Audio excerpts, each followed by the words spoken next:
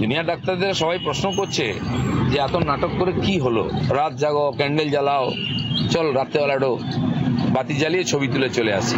এই জন্য কি দেড় মাস ধরে বাংলার মানুষ কষ্ট পেল? জুনিয়র চিকিৎসকদের আন্দোলন নিয়ে বিস্ফোরক দিলীপ ঘোষ।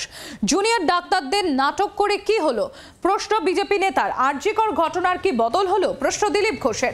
কতজন দোষী এখনো সাজা পেয়েছেন প্রশ্ন দিলীপের। মমতাকে বাঁচানোর জন্য নাটক করেননি তো, মন্তব্য দিলীপ ঘোষের।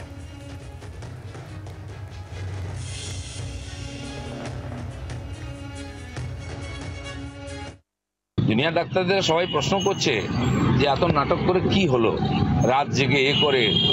আরজিকর যে ঘটনা, তার কি পরিবর্তন হয়েছে, তার কজন দোষী সাজা পেয়েছে, যাদের উনি পদত্যাগ চেয়েছেন তারা প্রমোশন পেয়েছে। তো পেছন থেকে এই আন্দোলনকে যারা চালাচ্ছে তারা মমতা ব্যানার্জিকে বাঁচাবার জন্য এসব নাটক করছে না তো। রাত জাগো, ক্যান্ডেল জ্বালাও, চল রাত্রেবেলাটো বাতি জ্বালিয়ে ছবি তুলে চলে আসি। এই জন্য কি দেড় মাস ধরে বাংলার মানুষ কষ্ট পেল? স্বাস্থ্য পরিষেবা বন্ধ হয়ে গেল হসপিটালগুলোতে, তার জবাব দিতে হবে না?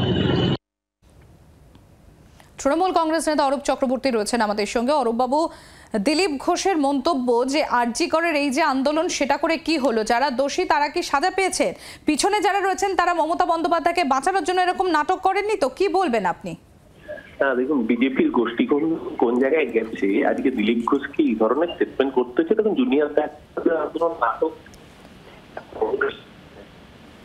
আন্দোলন অরূপ বাবু, আপনার কথা স্পষ্ট আসছে না।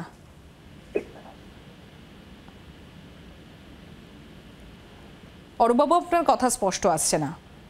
আমরা আবারও যোগাযোগ করার চেষ্টা করব। আপনাদের জানিয়ে রাখি, দিলীপ ঘোষ তিনি মন্তব্য করেছেন জুনিয়র চিকিৎসকদের আন্দোলন নিয়ে, যে জুনিয়র ডাক্তারদের নাটক করে কি হলো এমনই তিনি প্রশ্ন করেছেন, এবং তিনি বলেছেন যে আরজিকর ঘটনার কি বদল হলো এমনও প্রশ্ন তিনি তুলেছেন।